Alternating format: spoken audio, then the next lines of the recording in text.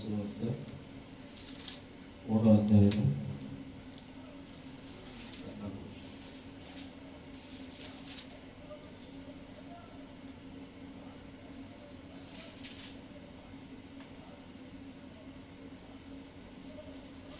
అతడు ప్రభు దృష్టికి గొప్పవాడే.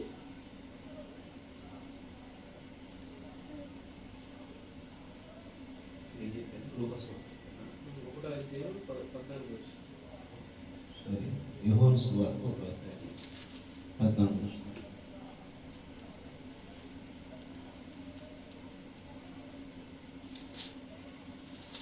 యోహాను సువార్త 1వ అధ్యాయం 14వ వచనం.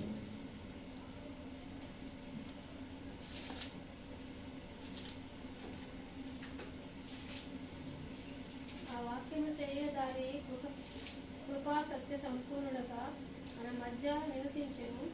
వాక్యము శరీరధారి కృపా సత్య సంపూర్ణుడిగా మన మధ్య నివసించును. తండ్రి వలన కలిగిన అద్వితీయ కుమారుని మహిమ వలె మనం ఆయన మహిమను కనుగొంటిమి. ప్రార్థన చేసుకుంటాం. పరలోకమున తండ్రి, పరిశుద్ధమైన తండ్రి, ప్రభువైన యేసయ్య, మీ వందనాలు స్తుతించుకుంటున్నాము తండ్రి. మీ కృపలో ప్రార్థన చేస్తూ ఎటువంటి సాధారణ శక్తి మా మీద ప్రభావితం కాకుండా దీవించుకోవాలి. ప్రభువైన యేసయ్య, మీకు వందనాలు స్తుతులైనా స్తోత్రం తండ్రి, స్తోత్రం స్తోత్రం. ప్రతి విషయం రాష్ట్రీయ దీవించుకోగలరని, మీ కాపుదలను భద్రపరిచి దీవించుకోగలరని కోరుకుంటున్నాం.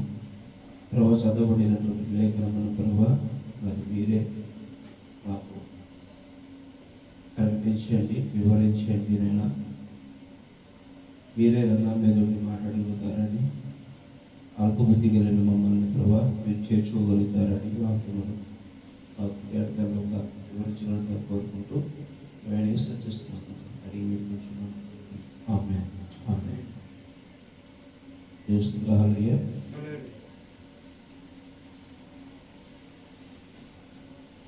వాక్యం గమనించినట్లయితే ఆ వాక్యము శరీరధారి కృపా సత్య సంపూర్ణుడుగా మన మధ్య నివసించింది. తండ్రి వలన కలిగిన అద్వితీయ కుమారుని మహిమ వల్ల మనము ఆయన మహిమను కనుగొంటిమి. హల్లెలూయా. ఈరోజు డిసెంబర్ 25 అంటే క్రిస్మస్. క్రిస్మస్ అంటే అర్థం ఏంటి అసలు? క్రిస్మస్ అంటే అర్థం ఏంటి?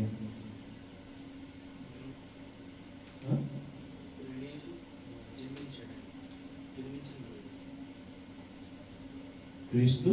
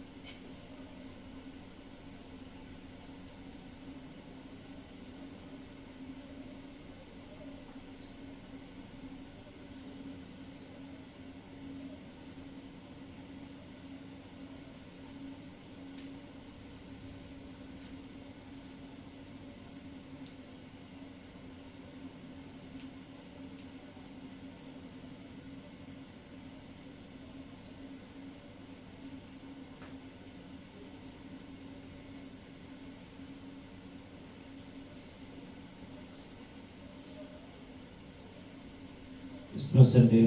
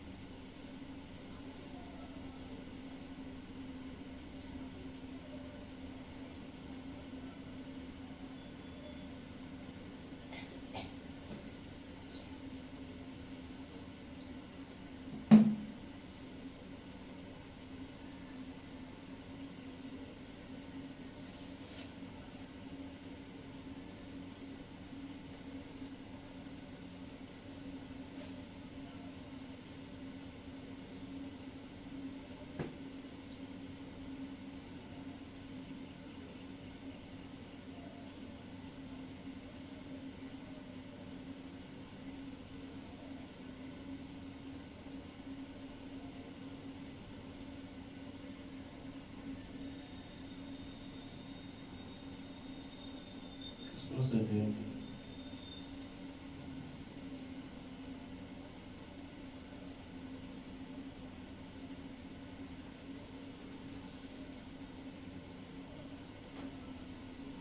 క్రిస్మస్ అంటే చెప్పలేకపోతున్నారా? క్రిస్మస్ అంటే ఏం చేస్తారు? క్రీస్తు పుట్టి జన్మించింది. క్రీస్తు పుట్టినరోజు, క్రీస్తు జన్మించిన రోజు.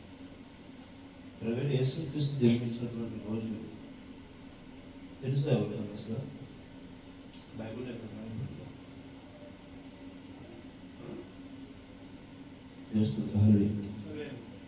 ప్రవీణ్ యేసు క్రీస్తు పుట్టిన రోజు ఎక్కడైనా రాయబడింది? ఇప్పుడు 14 వచనం మనం గమనించినట్లయితే, ఆ వాక్యము శరీరధారి, వాక్యమే శరీరధారి కృపా సత్య సంపూర్ణుడుగా మన మధ్య నివసించను. తండ్రి వలన కలిగిన కృపా సత్య సంపూర్ణుడుగా మన మధ్య నివసించను. వాక్యమే శరీరధారి మన మధ్యకు వచ్చి నివసించాడు. అది ఎలా చేస్తుంది? వాక్యము కృపా సత్య సంపూర్ణుడిగా మన మధ్యకు వచ్చినప్పుడు యేసు పుట్టింది మనకు తెలుసు. యేసు క్రీస్తు క్రిస్మస్ జన్మదినం లేదు తెలుసు. యేసు క్రీస్తు యేసు ఎప్పుడు పుట్టాడు? యాక్చువల్గా యేసు పుట్టింది ఎప్పుడే అంటే ఏప్రిల్ 6వ తేదీ పుట్టాడు. ఇప్పుడు ఏప్రిల్ 6వ తేదీ పుట్టాడు, డిసెంబర్ కాదు. అది తేదీ ఎక్కడ కూడా బైబిల్లో రాయబడ్డాడు. యేసు క్రీస్తు ఒక నక్షత్రంలో పుట్టాడు.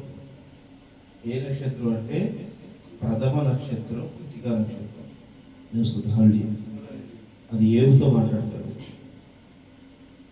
పాత నిబంధన గ్రంథంలో ఏబుతో మాట్లాడతాడు. కృతికా నక్షత్రం ఆయన మీకు తెలుసా? యోబు 38వ అధ్యాయంలో దాని గురించి ప్రస్తావన జరుగుతుంది.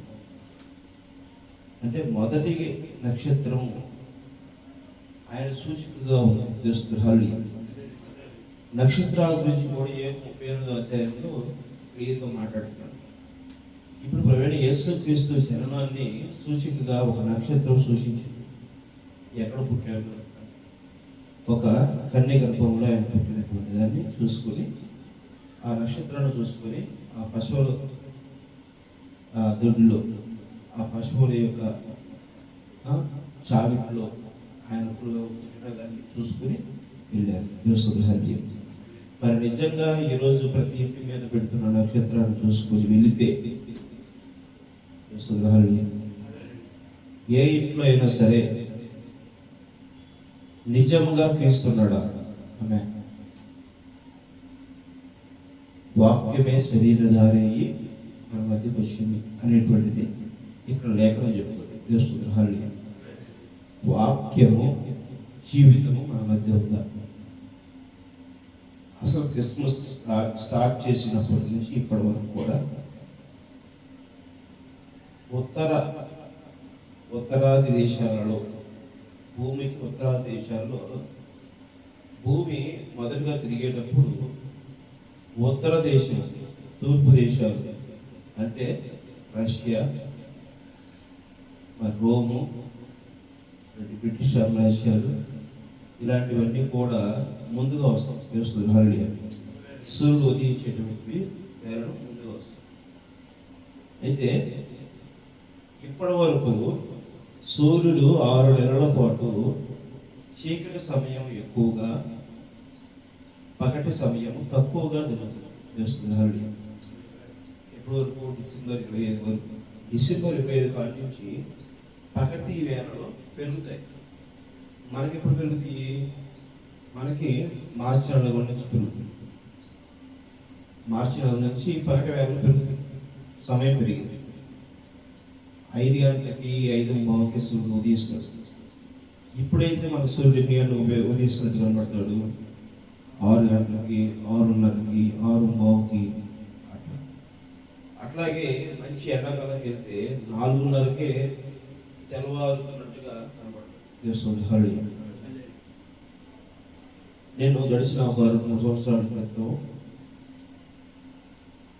5:50 ఫ్లైట్ ఎక్కితే ఫ్లైట్ రన్వే మీద ఉన్నప్పుడు చీకటిగా ఉంది. 5:53 రన్వే మీద నుంచి ఫ్లైట్ టేకప్ అయితే ఆకాశంలోకి కొద్దిగా ఎత్తి కొద్దిగా సూర్యుడు కనబడుతున్నాడు. సూర్యుడు కనబడుతున్నాడంటే భూమి ఆకాశ మధ్యలో నుంచి సూర్యుడి యొక్క కాంతి కనబడుతుంది. అది మరి ఉదయకాలంలో ఎప్పుడు ఇది జనవరి 2వ తారీఖు జరిగినటువంటి విషయం. జనవరి 2-3 తారీఖులో జరిగినటువంటి విషయం. మరి ఆ టైంలో జనవరిలో మనకి రాత్రి వేళ ఎక్కువ ఉంటుంది, పగల వేళ తక్కువ ఉంటుంది. మరి ఇక్కడైనా ఎక్కి ఫ్లైట్ రన్వే మీద ఉన్నప్పుడైనా చీకటి కొద్దిగా ఎత్తి కలగానే సూర్యుడు కాంతి కనపడాలి. ఆ విధంగానే మనకి ఉత్తర దేశాలలో సూర్యుడు ముందుగా ఉదయించేటువంటి సూర్యోదయాన్ని మనం చూడగలుగుతుంది. అందుకనే అక్కడ సూర్యుడు ఉదయించేటువంటి సమయాన్ని చూసుకొని ఇప్పుడు వరకు పండించిన పంటలన్నింటినీ కూడా హార్వెస్ట్ చేసుకుంటాం. అంటే కోతకాలం అయిపోయిన తర్వాత వాటినన్నింటినీ దాచుకుని వాటినన్నింటినీ విక్రయించుకునేందుకు కానీ పంటలో సహా మంచిగా పండిందని చూసుకొని మరి కొన్ని దేశాల్లో జనవరి 6 నుంచి జనవరి 18 వరకు కూడా అంటే సుమారుగా 12 రోజుల పాటు వాళ్ళు ఈ పండుగ జరుపుకుంటారు. క్రిస్మస్ అనేటువంటి దాన్ని జరుపుకుంటారు. కొన్ని దేశాల్లో 6వ తారీఖు జరుపుతారు, కొన్ని దేశాల్లో 7వ తారీఖు జరుపుతారు. ఇప్పటికి కూడా అదే పరిస్థితి కొన్ని ప్రాంతాలు జరుగుతుంది. ఇది క్యాలెండర్ మనకు వచ్చినటువంటి ఫస్ట్ మన మధ్య ఉన్నటువంటి క్యాలెండర్ గ్రీక్ క్యాలెండర్. కొన్ని చోట్ల గ్రెగోరియన్ క్యాలెండర్ అనేది గ్రెగోరియన్ క్యాలెండర్ అనేది కొన్ని చోట్ల ఒక్కొక్క రకంగా ఒక్కొక్క చోట ఒక క్యాలెండర్ని వాడబడుతుంది. ఒక్కొక్క దేశాల్లో ఒక్కొక్క టైం సిద్ధాంతాలను బట్టి క్యాలెండర్ ఉంటారు. అట్లాంటి క్యాలెండర్లో జనవరి 1వ తారీఖు అనేటువంటిది ప్రస్తావన ఒక రకంగా ఉంటుంది. ఒక క్యాలెండర్లో ఒక్కో రకంగా ఉంటుంది. ఆ ప్రకారంలో రకరకాల డేట్స్లో అనువదించబడుతుంది. ఇది క్రిస్మస్ డిసెంబర్ 20వ తారీఖు జరపటం ఏమిటి? డిసెంబర్ 20వ తారీఖున జరపటం ఏంటి? జనవరి 6వ తారీఖు, జనవరి 7వ తారీఖు జరపడం ఏంటి? ఒక్కొక్క ప్రాంతంలో ఒక్కొక్క రకంగా జరుగుతుంది. ఇప్పుడు సహజంగా క్యాథలిక్, ప్రొటెస్టెంట్ అనువారు సాంప్రదాయం ప్రకారం ఒక్కొక్క దేశంలో జనవరి 6-7 తారీఖులో జరుగుతారు. గ్రీక్ దేశంలో ఒక రకంగా జరుగుతారు. మరి ఇది ఎన్ని జరపడానికి కారణము అసలు ఫస్ట్గా సార్ట్నర్ అనేటువంటి వ్యక్తి యేసుక్రీస్తు శకం ప్రారంభం తర్వాత 666వ సంవత్సరం నుంచి ఈ క్రిస్మస్ పండుగ అనే దాన్ని ప్రారంభించాడు అని చెప్పేసి అనేది ఒక ప్రాచుర్యం తెలుస్తుంది. అయితే అసలు శాంతమాస్ క్రిస్మస్ తాత ఉన్నారు కదా, ఈ క్రిస్మస్ తాతని తీసుకొచ్చి క్రిస్మస్ని ఒక పండుగని క్రిస్మస్ అనేది ఒక పెద్ద పండుగ వాతావరణాన్ని నిర్మించింది, సృష్టించింది. దాన్ని ఘనపరుస్తూ తీసుకొచ్చినటువంటిది ఆర్సిఎం రోమన్ క్యాథలిక్ సిద్ధాంతం 12వ శతాబ్దం నుంచి ప్రారంభం. ఇట్లా రకరకాలైనటువంటి పరిస్థితులు క్రిస్మస్ మీద ఉన్నాయి. ఈ క్రిస్మస్ వాతావరణంలో ఒక పండగ వాతావరణాన్ని క్రైస్తవులుగా ఉన్నటువంటి వారు ఆ యొక్క సంఘాల్లో ఉన్న పరిస్థితులను బట్టి జరుగుతూ ఉంటాయి. మరి రాత్రి నుంచి కూడా నాకు కూడా చాలా మంది మెసేజ్ పెడతారు, క్రిస్మస్ శుభాకాంక్షలు. చాలా మంది ఫోన్ చేసి చెప్తున్నారు, ఏం చెప్పారు క్రిస్మస్ అనేది బైబిల్లో లేదయ్యా అని అంటే, హిందువులు కొంతమంది అవును, ఒక అతను అంటాడు బైబిల్ ఎవరికి ఇష్టం వచ్చిన వాళ్ళు రాస్తున్నారండి. బైబిల్ అసలు బైబిల్ లేదండి చూస్తుంది హరి. అసలు బైబిల్ ఉన్న బైబిల్ అసలు బైబిల్ కాదు అని ఒక వ్యక్తి అంటాడు. ఎవరు ఇష్టం వచ్చినట్టు రాసుకుంటే వాక్యము బయలుపాటు తెలియాలి. దేవుని హరి. నేను చెప్పాను అతనికి, నీకు తెలిసిన బైబిల్ అయితే తీసుకురా, బైబిల్ మారింది అంటున్నావు కదా, నీకు చెప్పిన వ్యక్తి ఎవరో, ఆ వ్యక్తికి ఏ బైబిల్ ఉందో, నువ్వే బైబిల్ అనుకుంటావో తీసుకురా. ఆ బైబిల్ ప్రకారమే ఏమున్నదో వాక్యం ఒకసారి పరిశీలిద్దాం అని చెప్పేసి మాట్లాడు. ఇప్పుడు మనం కూడా ఇక్కడ విషయాన్ని గమనించాలి. మొదటి యోహాను సువార్త 1వ అధ్యాయం 14వ వచనంలో ఆ వాక్యము శరీరధారి అయ్యెను. ఆ వాక్యమే శరీరధారి అయింది. ఆమె ఇక్కడ వాక్యమే పలకబడినటువంటి మాటే శరీరధారి తెలుస్తుంది హల్లి. ఆ శరీరధారిగానే మన మధ్యకి వచ్చాడు. మరి అట్లాగే 1వ అధ్యాయం 1వ వచనం చూస్తే యోహాను సువార్త 1వ అధ్యాయం 1వ వచనం చూడండి.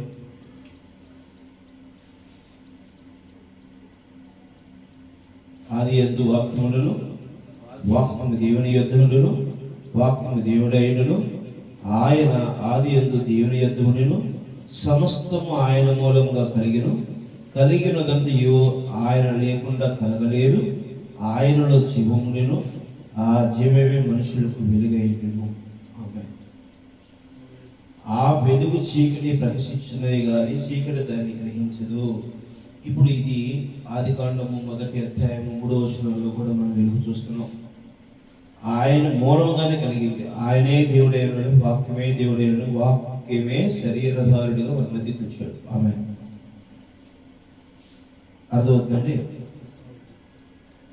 వాక్యమే దేవుని యొద్దను, వాక్యమే దేవుడైన, ఆది యందు దేవుని యొద్ద ఉండెను, సమస్తం ఆయన మూలము కలిగినది ఆయన లేకుండా కలగలేదు. శరీరధారి వాక్యమే శరీరధారుడిగా మన మధ్యకి వచ్చింది. ఆమె వాక్యమే శరీరధారుడిగా మన భూమి మీదకి వచ్చింది. దేవుని వాక్యమే అంటే పలకబడినటువంటి మనుషుడు కలుగును గాక అనే మాటే అక్కడ రుజువుపరిచింది. దేవుని మనుషుడు నిర్మాణంలోకి వచ్చినప్పుడు ఏదైతే తలంపులో ముందు సృష్టించబడిందో, ఆదికాండం 1వ అధ్యాయం మొత్తం కూడా తలంపులో సృష్టించబడింది. ఆమె 2వ అధ్యాయంలో నిర్మాణం వచ్చింది. దేవుని అర్థమైందండి. భూమి ఆకాశములు తలంపులో ముందు ఆదికాండము 1వ అధ్యాయం మొత్తం కూడా సృష్టించబడింది.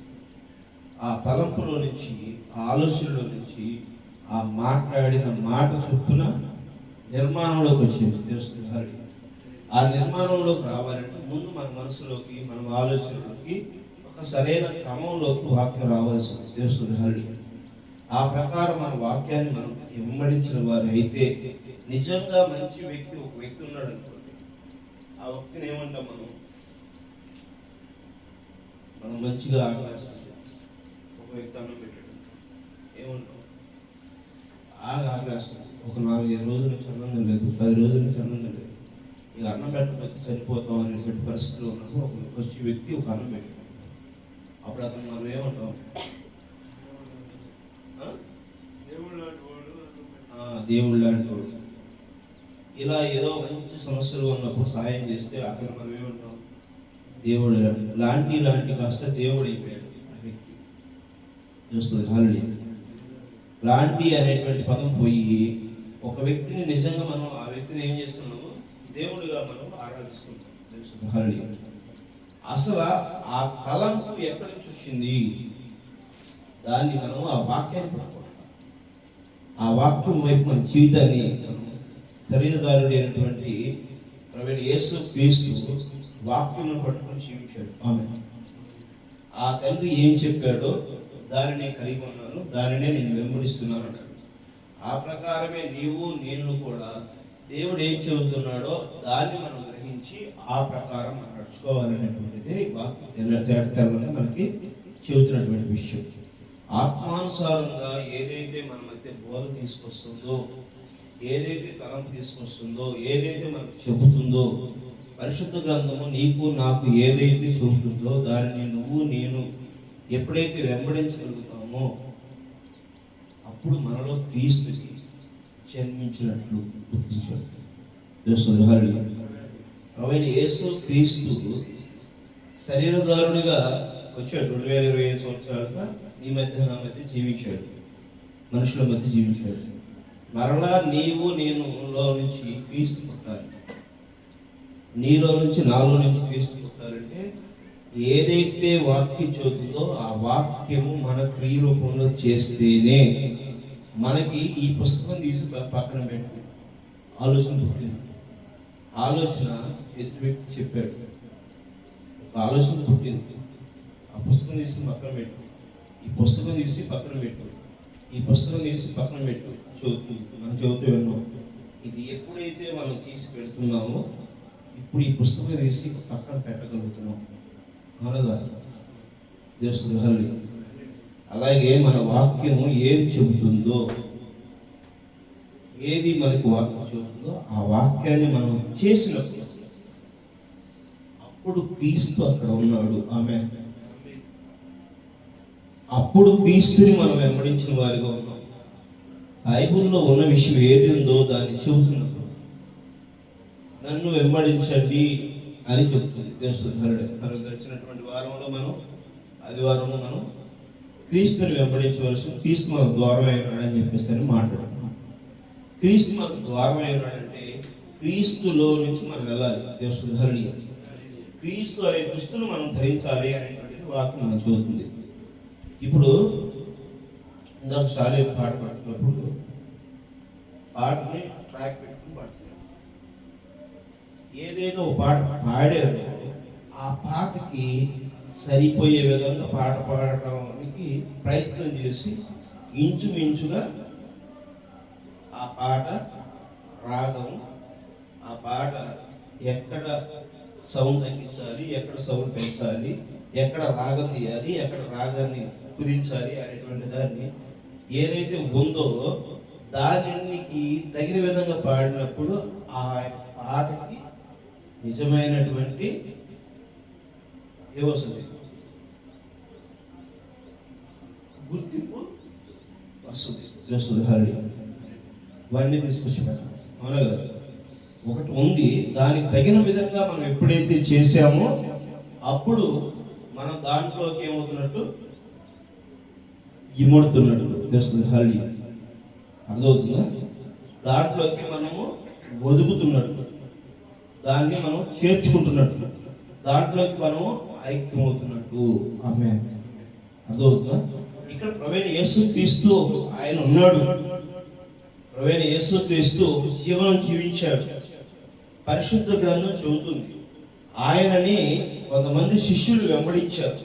ఆ వాక్యము నీ మధ్యకి నా మధ్యకి తేవడింది.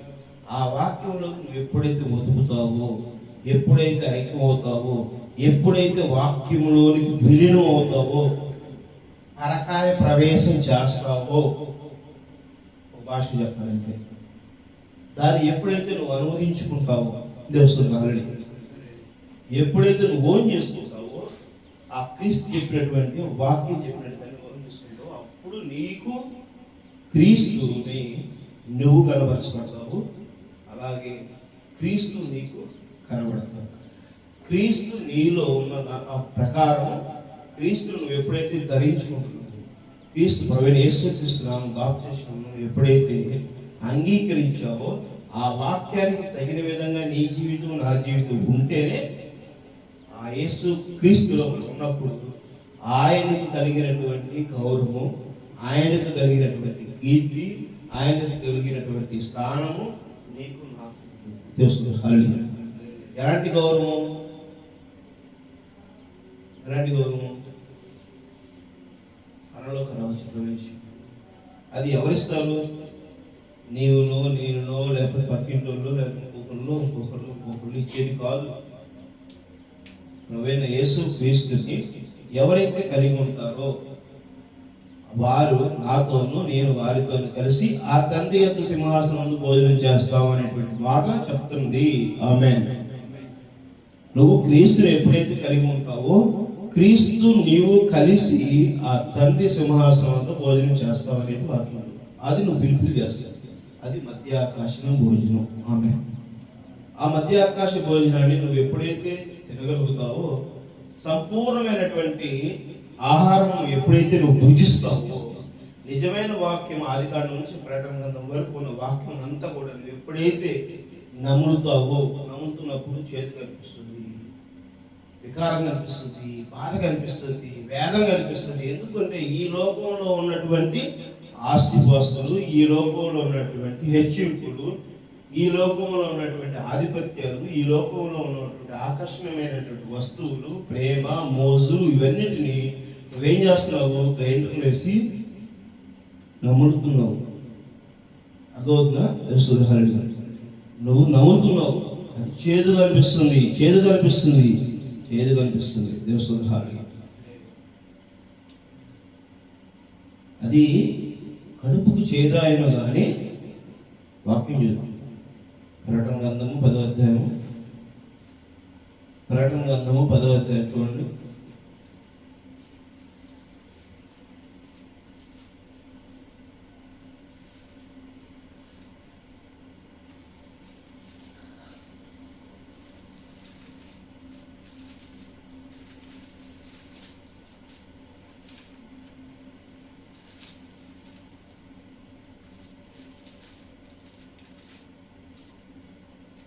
ఇదేనా ప్రకటన 10వ అధ్యాయం? చదివారు ఎప్పుడు? అది ప్రతి వాక్యము ఏ రోజుకు ఆ రోజు పెట్టి చదివించాల్సి వస్తుంది అనేటువంటిది నా బాధ. దాన్ని నేను కొన్ని సందర్భాలు చదివితే మీకేమైనా బాధ కలుగుతుంది. ప్రకటన గ్రంథం 10వ అధ్యాయం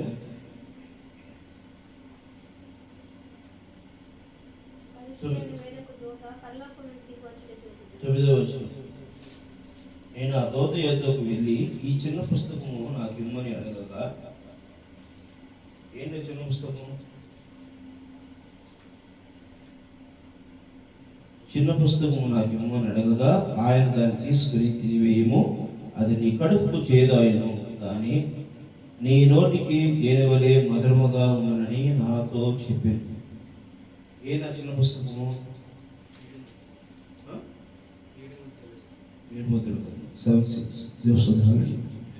ఈ చిన్న పుస్తకము ఆ దూతిస్తుంది. ఇదేంటిది? ఇది చిన్న పుస్తకం ఏంటి? అగ్రిమెంట్, సర్వ హక్కులు కలిగినటువంటి పత్రిక. అర్థమైందండి? ఒక స్థలము మనం కలిగి ఉన్నామని అనడానికి మనకి రిజిస్ట్రేషన్ చేసిన డాక్యుమెంట్ ఉంటుంది కదా, అలాగే ఏదైనా తోటలోకి నుంచి మనం బయటికి ఏం చేసినప్పుడు మన దగ్గర ఉన్న హక్కు పత్రాన్ని ప్రవీణ యేసుక్రీస్తు దేవుడు తీసుకుని, మన తండ్రి తీసుకుని బయటికి పంపించేశాడు. నీకు ఏదైనా తోట ఉండే అర్హత లేదు, ఓ అని గెట్ అవుట్ అని చెప్పి పంపించేశాడు. మరలా నువ్వు ఏదైనా తోటలోకి వెళ్ళాలంటే, ఎస్ ఈ వాగ్దాన భూమి నాదే, ఈ ఏదైనా తోటలోకి నన్ను రమ్మన్నావు, ఇదిగో నాకు ఇచ్చినటువంటి ఈ యొక్క హక్కు పత్రం, ఇది నేను కడుపు తినేటప్పుడు నాకు చేదుగా ఉంది, ఇది నేను నోటికి నాకు తీగా ఉన్నది, దీనిని తిన్నాను, దీనిని అనుభవించాను, దీనిని సంతృప్తిపరిచాను, స్వాధీనపరుచుకున్నాను, నాకు ఇప్పుడు భూమి కావాలి. ఏ భూమి? 1000 ఏళ్ల పాలన భూమి కావాలి. ఆమేన్. అర్థమవుతుందా? 1000 ఏళ్ల పాలన భూమి నాకు కావాలి. నా ఏదైనా తోట, ఏదైనా తోట నాకు జీవవృక్షములు కలిగిన, మరణమును దాటేటువంటి జీవవృక్షము ఫలమును తినేటువంటి అనుమతి నువ్వు నాకు ఇచ్చావు. ఎవరిచ్చారు? నీ ప్రియ కుమారుడు, నా లోకరక్షకుడు ప్రవీణ యేసుక్రీస్తు నాకు తీసుకొచ్చి ఇచ్చాడు. ఎవరి ద్వారా ఇచ్చాడు? ఈ కాలపు ప్రవక్త బ్రహ్మాం చేతుల నుంచి తీసుకున్నాం. ఇదిగో ఇవన్నీ నేను కలిగినది ఆ మేఘంలోకి వెళ్ళి తీసుకున్నాను. ఆమేన్. నేను ఏదైతే పొందుకున్నానో, ఏదైతే సిలువు నేను వేసుకున్నానో, ఆ సిలువు నువ్వు వేసుకోవాలి. నేను ఏ కాడైతే మోసానో నువ్వు నా కాడి మోయాలనేటువంటి వాక్యము అప్పుడు పిలుపులు అవుతుంది. ఆమేన్. ప్రవీణ యేసుక్రీస్తు గెత్సెమనే తోటలో ఏడ్చాడు. ఆమేన్. గెత్సెమనే తోటలో ఏడ్చాడు. ఆయన కిన్ని బోర్లిస్తున్నప్పుడు ఆయన ఎంత వేదన పడతాడు. మీరు ఏం జరగబోతుందో మీకు తెలియదా? మీరు ఎందుకు కాసేపు కూడా నిద్ర కాయలేకపోతున్నారు? దేవుని హరి. అదే విషయం నేను నా సంఘం సభ్యులకు నేను చెబుతూనే ఉంటాను. రాబోతున్న ఉగ్రతని, రాబోతున్నటువంటి రాకని మీరు గ్రహించకపోతే, మెలకుగా ఉండకపోతే, మీ దివిటీలను మీరు పట్టుకొని సరి చేసుకోకపోతే మీరే ప్రమాదంలో పడతారు, మీరే ప్రమాదంలో పడతారు, మీరే ప్రమాదంలో పడతారు. దేవుని హరి. అర్థమవుతుందా?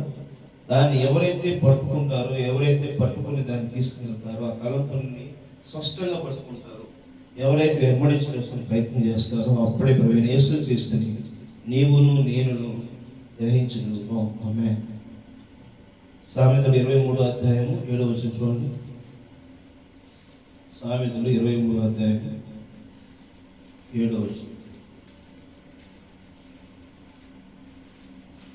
సామెతలు 23వ అధ్యాయము 7వ వచనం.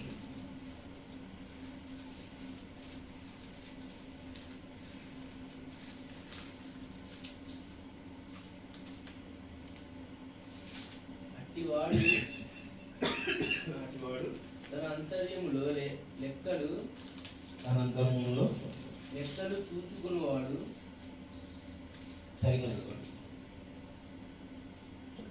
అట్టివాడు 23:7. అట్టివాడు తన అంతర్యంలో లెక్కలు చూచుకునేవాడు. తినుము త్రాగుము అని అతడు నీతో చెప్పినే గాని అది హృదయములో నుండి వచ్చుట మాట కాదు.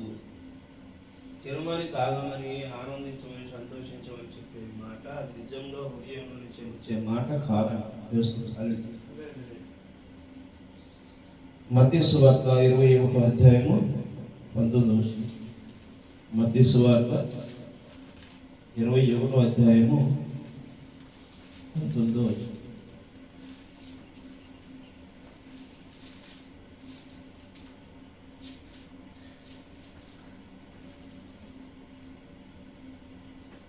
సరే, 21వ అధ్యాయము 19వ వచనం చదవండి. అప్పుడు త్రోవ పక్కన ఉన్న యొక్క అంజూరు చెట్టును చూచి దాని యొద్దకు రాగా దాని యందు ఆకులు తప్ప మరి ఏమీ కనపడలేదు కనుక దానిని చూచి ఇక మీదటి ఎన్నటికీ నువ్వు కాపు కాయవు అని చెప్పి తక్షణమే అంజూరు చెట్టు ఎండిపోయాడు. దేవుని హరి. ఈ అంజూరు చెట్టు ఎండిపోయినటువంటి సాదృశ్యం యేసుక్రీస్తు సిలువ వేసినప్పుడు ఇజ్రాయెల్ దేశం ఎండిపోయింది. సర్వస్థులు ఒక సమాధి, ఒక శ్మశానం లాగా మారిపోయింది.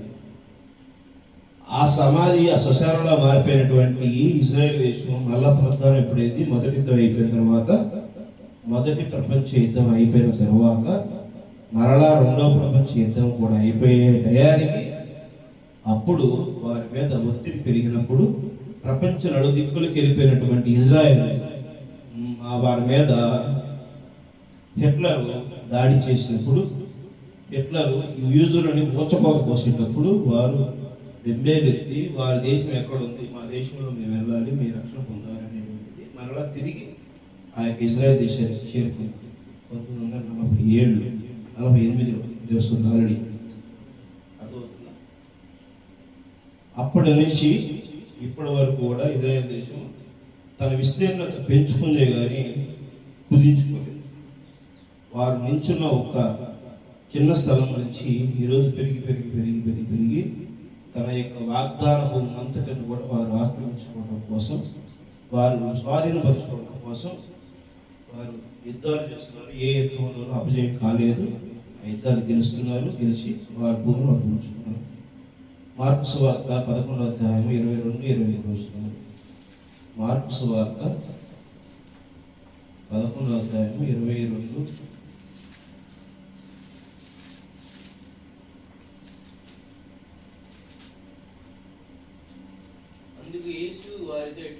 అందుకు యేసు వారితో ఇట్లనెను, మీరు దేవుని యందు విశ్వాసించుడి. ఎవడైనా కొండను చూచి నీవు ఎత్తబడి సముద్రములలో పడవేయమని చెప్పి తన మనస్సులో సందేహింపగా తాను చెప్పినది జరుగునని నమ్మిన ఎడల వాడు చెప్పినది జరుగుతుందని మీతో నిశ్చయముగా చెప్పుచున్నానని. ఒక కొండ లెగిసి అక్కడ పడు అని చెప్పేసి అని సందేహం ఉంటే అది జరిగిపోతుంది అని చెప్పేసి ప్రవీణ్ యేసుక్రీస్తు ఇంకా శిష్యులతోనూ చెప్తున్నటువంటి మాట. ఇప్పుడు నీకును నాకును అదే కృప దేవుడు నీకు నాకు ఇచ్చాడు. ఆమె ఆ స్థాయికి నువ్వు రావాలి అంటే ప్రవీణ్ యేసుక్రీస్తు ఆ యొక్క తుఫాను ఆగిపో అంటే ఆగిపోయింది, సముద్రం నెమ్మలించు అంటే నెమ్మలించింది, ఈయనకి కళ్ళు రావాలంటే కళ్ళు వచ్చినాయి, ఈయనకి కాళ్ళు రావాలంటే కాళ్ళు వచ్చినాయి, క్యాన్సర్ వ్యాధి తగ్గిపో అంటే తగ్గిపోయింది. నీకు నాకు కూడా ఆ స్వస్థత వరమును పొందుకునేటువంటి శక్తి దేవుడు ఇచ్చాడు. ఆమె ప్రవీణ్ యేసుక్రీస్తు కంటే కొన్ని వందల రెట్లు నీకు నాకు ఇచ్చాడు. ఆమె అర్థమవుతుందా? ఈరోజు వధువుకి కొన్ని వందల రెట్లు గొప్ప ఆయన మనకి ఇచ్చాడు. అంత మనం ప్రార్థనా శక్తితో వాక్యాన్ని వెంబడిస్తూ వాక్యాన్ని కలిగి ఉంటే, మనం క్రమబద్ధీకరించుకుంటే, క్రమశిక్షణ కలిగిన జీవితంలో ఉంటే వాక్యమే శరీరం అవుతుంది. ఆమె అంటే మాట్లాడే మాటే స్పష్టతగా కలుగుతుంది. ఆమె అర్థమవుతుందా? ఆ మాదిరిగా నీవు నేను రావాలి అనేటువంటిది ఆయన కోరుకుంటున్నటువంటి విషయము. వాక్యమును మనం వెంబడించాల్సిన విషయం. ఈ లోకంలో ఆ స్థితి మనం లేకుండా, క్రీస్తుని మనం జననించలేకపోతే, క్రీస్తు మనం కనబరచబడలేకపోతే, క్రీస్తుని మనం చూపించలేకపోతే ఎన్నిసార్లు మనం బైబిల్ చదివి ప్రయోజనం ఏంటి, ఎన్నిసార్లు వాక్యాన్ని ప్రయోజనం ఏంటి, ఎన్నిసార్లు చర్చకి వచ్చి ప్రయోజనం ఏంటి? అందుకనే నువ్వు నేను దేవుడి చిత్తానుసారమైనటువంటి జీవితంలో కలిగి ఉండాలనేటువంటిది నీతో నాకు దేవుడు మాట్లాడుతున్న విషయం. నువ్వు నేను కూడా ఆ మాదిరిగా తనకు ఏ విధముగా మనము సరిపోయే వారిగా ఉన్నామో ఆ విధముగానే మనము తయారవ్వాలి, రూపుదిద్దుకోవాలి. క్రీస్తును మనం కలిగి ఉన్నామంటే, క్రీస్తులో మనము ఒక అభిషేకం పొంది ఉన్నామంటే, బాప్టిజం అనే అభిషేకం మనం పొంది ఉన్నామంటే క్రీస్తుకు సాదృశ్యమైన జీవితంలో నీవు నేను ఉండాలనేటువంటిది మనకి ఆయన చెబుతున్నటువంటి విషయం. దాన్ని నువ్వు ఫుల్ఫిల్ చేసుకునేటువంటి తీర్మానం కలిగి ఉంటే ఈరోజు ప్రార్థన చేసుకుని ఆయనకి ఒక్కసారి ఆయన చేతిలో చెయ్యేసి మాట ఇచ్చి ఆ మాట నిలుపుకోవడం కోసం నువ్వు నేను ప్రయత్నం చేసేందుకు ఈరోజు తీర్మానం చేసుకుంది. హల్లెలూయా. దేవుని నామానికి మహిమ కలుగును గాక. చెప్పినటువంటి విషయాలు అర్థమైనవి కదా. మనకి క్రిస్మస్ అనే పండుగ వాక్యానుసారంగా లేదు. రకరకాలటువంటి సాంప్రదాయాలు ప్రపంచంలో ఉన్నాయి. బైబిల్లో లేనటువంటి దాన్ని మనం పట్టించుకోవాల్సిన అవసరం కూడా లేదు. వాక్యం ఏం చెబుతుందో ఆ వాక్యము క్రీస్తుగా మన మధ్యకి ఏ విధంగా క్రీస్తు వచ్చాడో ఆ విధమైనటువంటి జీవితాన్ని నువ్వు నేను కలిగి ఉండాలనేటువంటిది ప్రభు చెబుతున్నటువంటి విషయం. దానిని మనం ఎప్పుడైతే వాక్యమే మనములో శరీరంలో నుంచి, వాక్యం శరీరమైంది కదా, ఆ వాక్యమే మన శరీరంలో నుంచి రుజువు చేయబడాలి. ఆ విధమైన జీవితం నీవు నేను ఉన్నావా లేవా పరీక్షించుకోండి. మిమ్మల్ని మీరు పరీక్షించుకొని ప్రార్థనలో ఏకీభవించి తీర్మానం చేసుకొని నూతన జీవితాన్ని పొందుటకు, నూతన జీవితాన్ని మనం కలిగి ఉండటానికి తీర్మానం చేసుకోవాలి. పునర్జీవనం అంటే నూతన జీవితం అంటే మనిషి బతికి ఉండగానే తాను కలిగినటువంటి స్వబుద్ధి ఆలోచనలన్నిటినీ కూడా సమాధి చేసి మరణానికి అప్పగించి ప్రవీణ్ యేసు క్రీస్తు మాత్రమే నాలో నిత్య జీవం కలిగి ఉండి జీవిస్తున్నాడు అనేటువంటి దాన్ని నువ్వు వాగ్దానం కలిగి తీర్మానం చేసుకుని ఎప్పుడైతే కనబరుస్తావో అప్పుడే నువ్వు ప్రవీణ్ యేసు క్రీస్తుకి నూతన జీవితాన్ని, కొత్త ఆకాశ భూమికి అర్హతగా శరీరాన్ని రూపుదిద్దుకుంటున్నట్టు. ఆమె అక్షరాలు తన యొక్క రెక్కలను ఎలా పీక్కుని సరి చేసుకుంటుందో నీ యొక్క నూతన జీవితాన్ని నువ్వు ప్రార్థనాపూర్వకంగా వాక్యంను అభ్యసించుకుని వాక్యానికి తగిన విధంగా జీవిస్తూ వాక్యం చెబుతున్నటువంటి దాన్ని కలిగి ఉంటూ సువార్తని ప్రకటిస్తూ వాక్యాన్ని వాక్యముగా నువ్వు ఎప్పుడైతే కలిగి జీవిస్తావో అదే పెద్ద సువార్తగా దేవుడిని ఆకర్షించబడతాడు. ఆమె నీలో నుంచి దేవుడు ఎప్పుడైతే ఉంటాడో అప్పుడు సంఘం వృద్ధి చెందుతుంది, సంఘం విస్తరించబడుతుంది. మనలో కూడా క్రీస్తు అనే సంఘము రక్షించబడుతుంది. ఆమె వస్తుంది. హల్లెలూయా. ప్రార్థన చేసుకుందాం.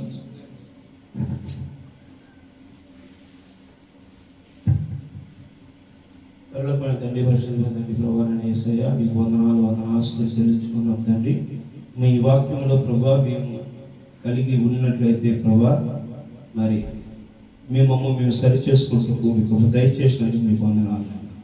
ఇదిగోనైనా మేము పాపులమైనా అబద్ధికులమైనా కోపం కలిగిన వారిని, మోసం చేసేవారిని, ఒకరినొకరిని ప్రేమించే వారిని కాదు, హెచ్చింపగలిగినటువంటి వారినైనా మేము దుర్పేక్షమైనటువంటి ఆలోచనతోనూ, దురాలోచనలతోనూ, హేతుబద్ధమైనటువంటి ఆలోచనతోనూ మీ వాక్యానికి తగిన విధముగా జీవించగా మేము కనబరుచుకుంటూ మా స్వబుద్ధి ఆలోచనలతో మేము జీవించేందుకు ప్రభా మీతో ఎల్లవేళ దర్శన పడుతున్నామే కానీ మీ వాక్యము ఏదైతే ఉన్నదో దానిని మేము కలిగి ఉండటంలో ప్రభా మేము నిశ్చయంగా నిశ్చయిత లేకున్నాం.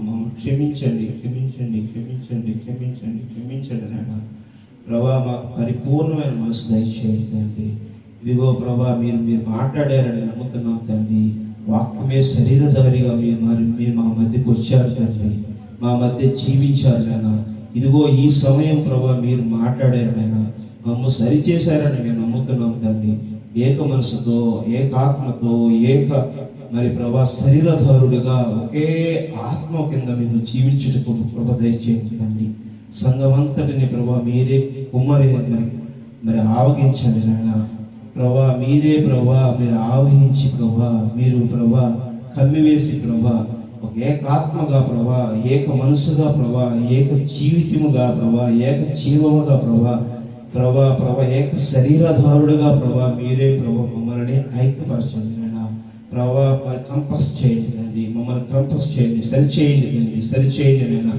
ఏక రీతిగా చెక్కండి తండ్రి. మీ కాపుదలను భద్రపరచండి. మాలో ఏ లోపం ఉన్నా, ఏ పాపం ఉన్నా, ఏ ఒక్క వ్యతిరేకత ఉన్నా, ఏ దేశం ఉన్నా ప్రభా ఎవరిని ప్రభా మరి గాయపరచడం కాదు కానీ సరి చేసుకోండి ప్రభా.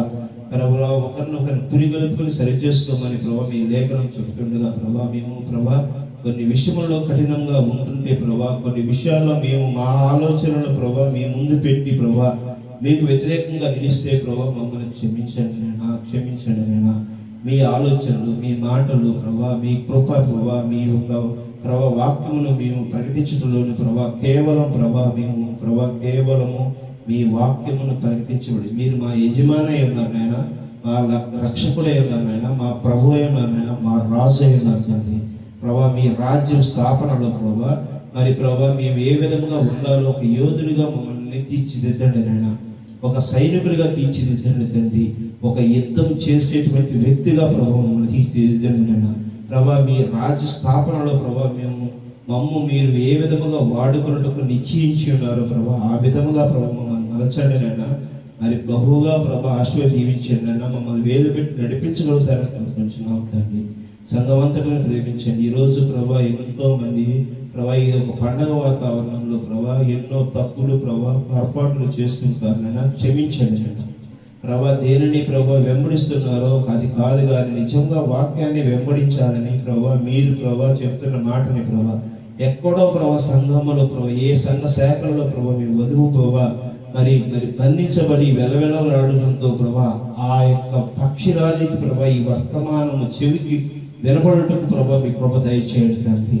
ఈ ప్రాంతంలో ప్రభా మీ వధువును బయటికి తీసుకురావడానికి ప్రభా సంఘములో ప్రభా ఒత్తిడికి గురవుతున్న ఆ వధువుని ప్రభా బయటికి తీసుకురావడానికి ప్రభా, ఎందుకంటే మీరు వెలుపులో ఉన్నారు నాయన, పిలుస్తుంది మీరు నాయన. మీ మాట విని బయటికి రావడానికి దయచేయండి తండ్రి. మా పరిచయని బలపరచండి నాయన, మా పనిని ప్రభా బహుగా విస్తరింప చేయండి తండ్రి. ప్రభా శక్తిగా ప్రభా మీ మెరుడుకు ప్రభా మేము వేసే ప్రతి అడుగులో ప్రభా మీరే మమ్మల్ని బలపరిచి దీవించండి నాయన. మా పాదములు ఎక్కడ త్రుట్టిలు లేకుండా, మా మాటలు ఎక్కడ పొరపాటున మాట్లాడకుండా ప్రభా మమ్మల్ని మీరు సరిచేయండి. మా ఆలోచన సరిచేయండి తండ్రి, మా యొక్క క్రియలు సరిచేయండి నాయన, మా క్రమాలు సరిచేయండి. సంఘమంతటిని ఐక్యపరిచి ఏక మనసును తీసుకొచ్చి ప్రభా మీరే మమ్మల్ని నడిపించగలుగుతారని కోరుకుంటూ ఇదిగో ఈ చివరి వారంలో ప్రభా, చివరి మాసంలో ప్రభా, చివరి ప్రభా మరి ఈ సంవత్సరం చివరిలో మేము ఉన్నాం నాయన. ప్రభా ఇదిగో ఇప్పటి వరకు మమ్మల్ని ప్రేమించిన దేవుడు మరొక సంవత్సరం మాకు ప్రభా మీరు బహుమానంగా ఇచ్చుటకు ప్రభా ప్రవేశించు కృప దయచేస్తే ప్రభా ఆ సంవత్సరంలోనైనా ప్రభా ఆ రోజులోనైనా ప్రభా మీ క్రియలను ప్రభా మేము స్పష్టంగా సంపూర్ణంగా మేము వెల్లడి చేయటంలోను మరి నడవటంలోను ప్రభా ప్రకటించటంలోను విస్తరింప చేయటంలోను ప్రభా మేము బహుగా ప్రభా మరి నమ్మకమైనటువంటి ప్రభా మీ కూలిపాత్రుడుగా ప్రభా యోగ్యులుగా ప్రభా సైనికులుగా ప్రభా మమ్మల్ని నియమించి ప్రభా బలపరిచి ప్రభా మమ్మల్ని సరైన మార్గంలో నడిపించగలుగుతారని కోరుకుంటున్నాం. నేను సమస్తము మీ చేతులు అప్పగించుకుంటూ మీ తగ్గించుకుంటూ ఘనత మహిమ మీరే పొందుకోమని ప్రవీణ యేసుక్రీస్తు నామములో అడిగి వేడుకొనిచున్నాం మా తండ్రి. ఆమేన్. ఆమేన్. ఇప్పుడు వచ్చిన జనులకును ఇప్పుడు ప్రణాకును ప్రవీణ యేసుక్రీస్తు కృపా సమాధానం నిన్న నేడు నిరంతరం ఏకరీతిలో కలిగి ఉండును గాక. ఆమేన్.